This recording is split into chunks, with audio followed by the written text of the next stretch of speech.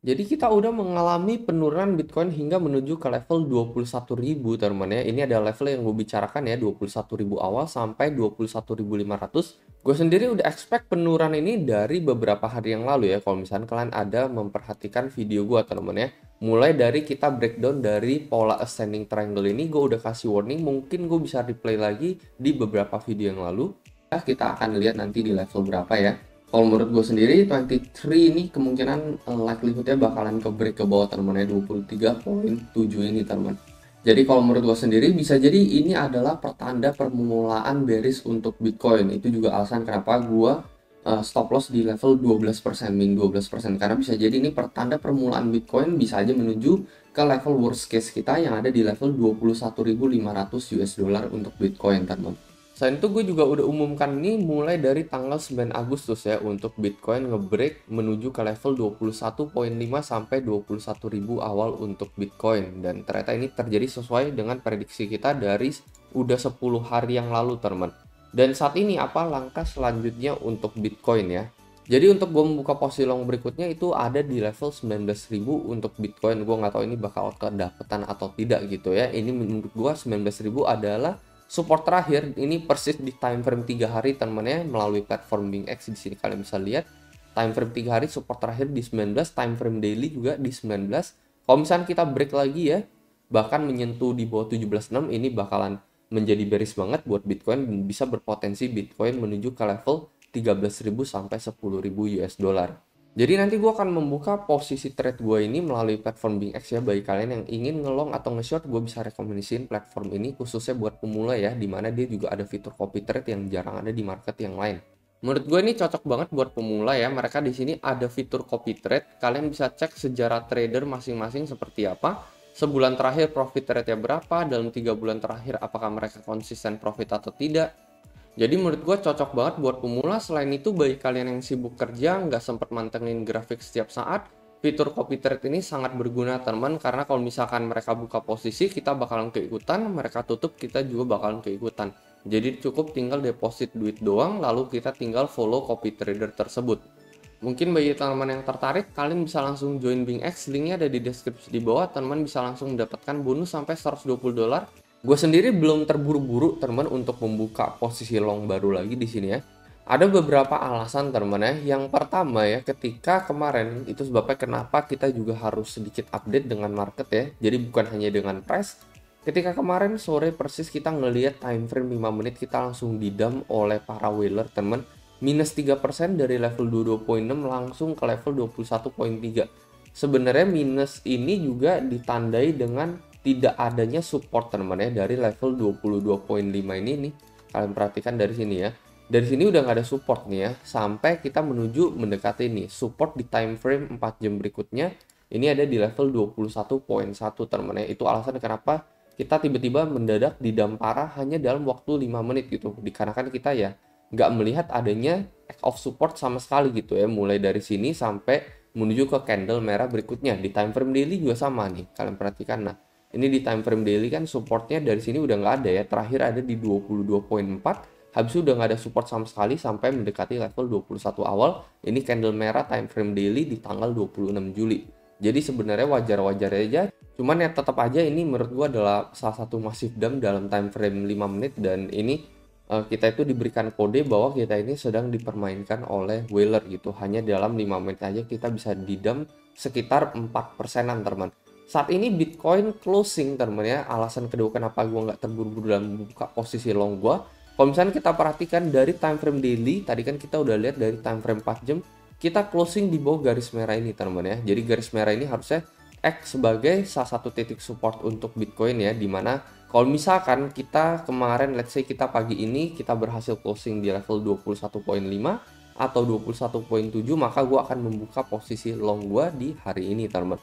Namun di time frame daily-nya ini satu candle long bearish yang cukup besar di sini ya. Itu sebabnya kenapa gue bertahan dulu ya, gue ngehold dulu untuk membuka posisi long, karena bisa jadi teman ya dengan adanya satu candle bearish seperti ini bisa membawa Bitcoin cenderung ke level yang lebih rendah teman ya, yaitu menuju ke level 19.000 awal. Sekali lagi ini teman ya, kan kita udah nggak ngeliat support nih ya di level 20,7 terakhir teman.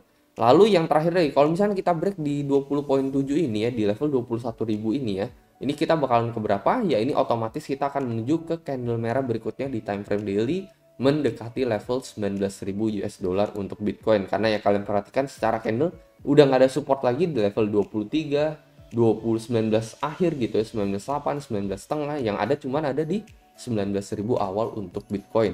Dari time frame 4 hour juga kita close di bawah garis ini, ya bisa aja kita retest kembali ke atas gitu ya, kita retest ke level 22.000 let's say ya.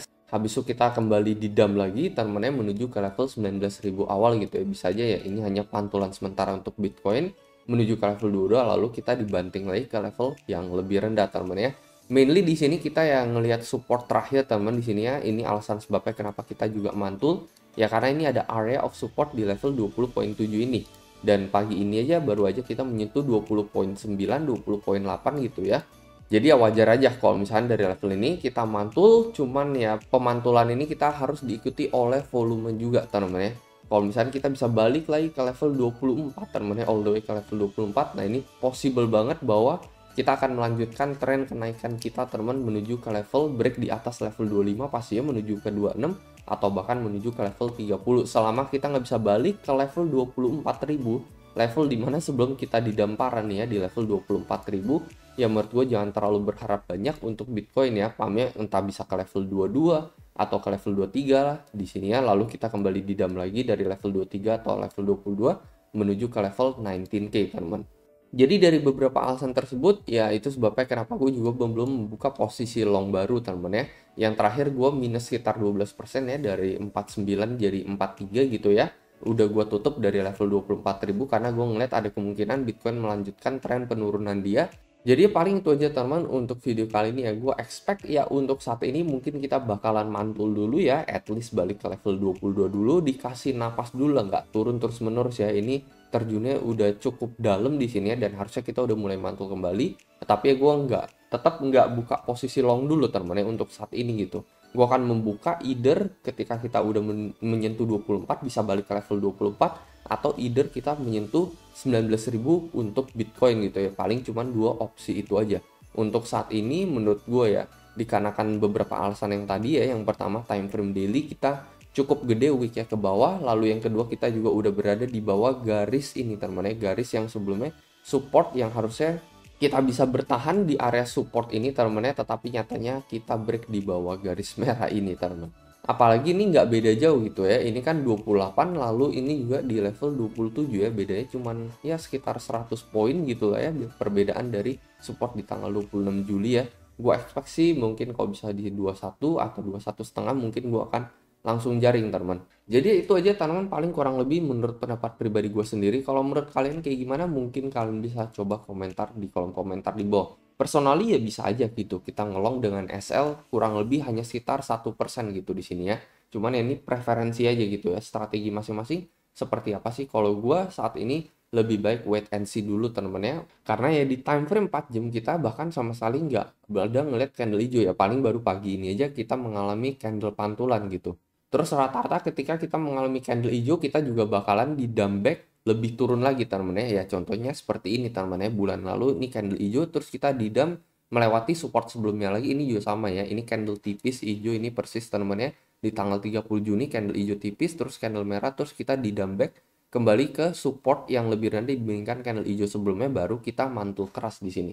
Jadi ya bisa aja gitu seperti yang gue bilang, kita ya candle hijau aja gitu ya mantul, lalu kita di dump back di bawah support 28 ya. Yang pastinya kalau misalnya kita turun di bawah 28 otomatis pasti bakalan ke 27 teman, dan break di bawah 27 ini kita bisa ke level 19.000. Jadi kalau misalnya kalian ingin membuka posisi trade ya, entah long maupun short, yaitu kalian lakukan riset kalian sendiri lagi. Jangan ikut-ikutan strategi siapapun. Gunakan strategi kalian masing-masing. Itu ya pesan dari gue, dan seperti biasa sampai jumpa di next video.